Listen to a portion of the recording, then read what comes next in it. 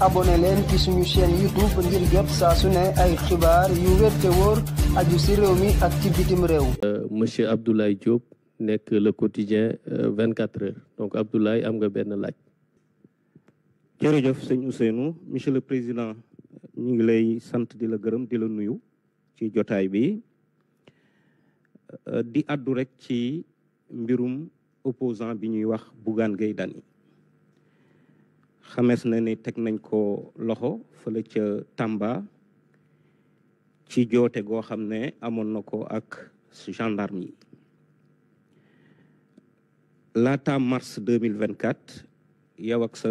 njaboot ci wàllu politique daan ngeen naxarlu yi ni mel ba jàpp ni sax jëf yooye dëppoowul woon ak réew moo xam ne tegu na ci démocratie wala ci république bu normal laaj bi mooy ndax mbirum Bougane Gueye Dany jàpp nga ni deltu ginnaaw la ci wàllu démocratie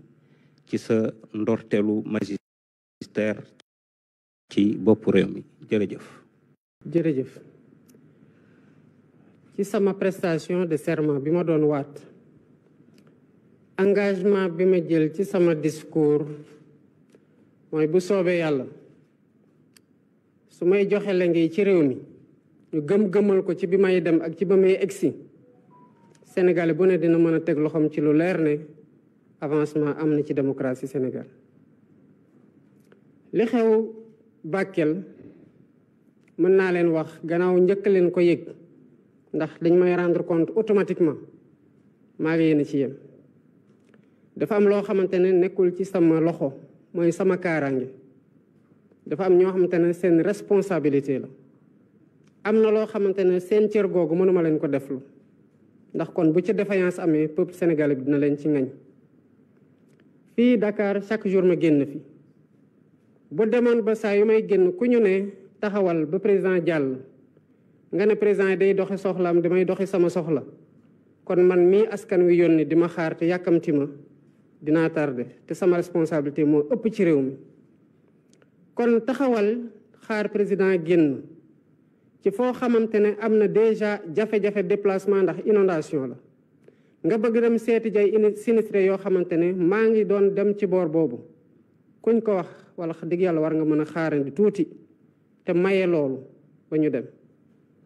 lenn rek a ma metti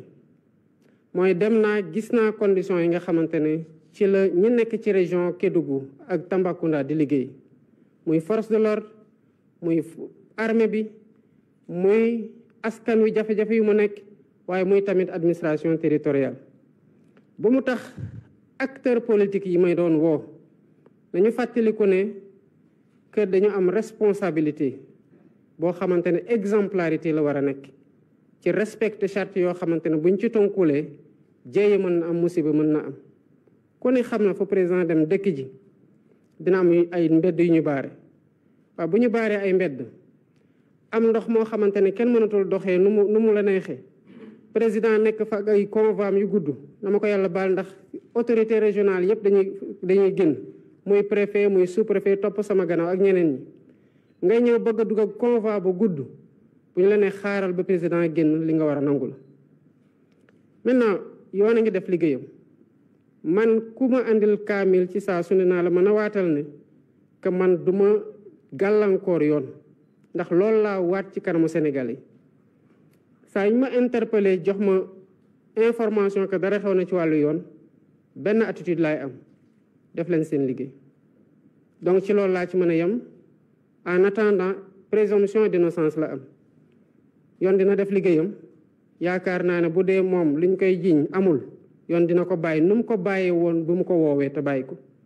bu defee nag yoon mooy wax ne def na mooy xool tamit lan lay teg ci kawam waaye man ci sama bopp li ma koy ñaanal mooy ay jafe-jafem gaaw a jeex ba mu delluwaat ci njabootam.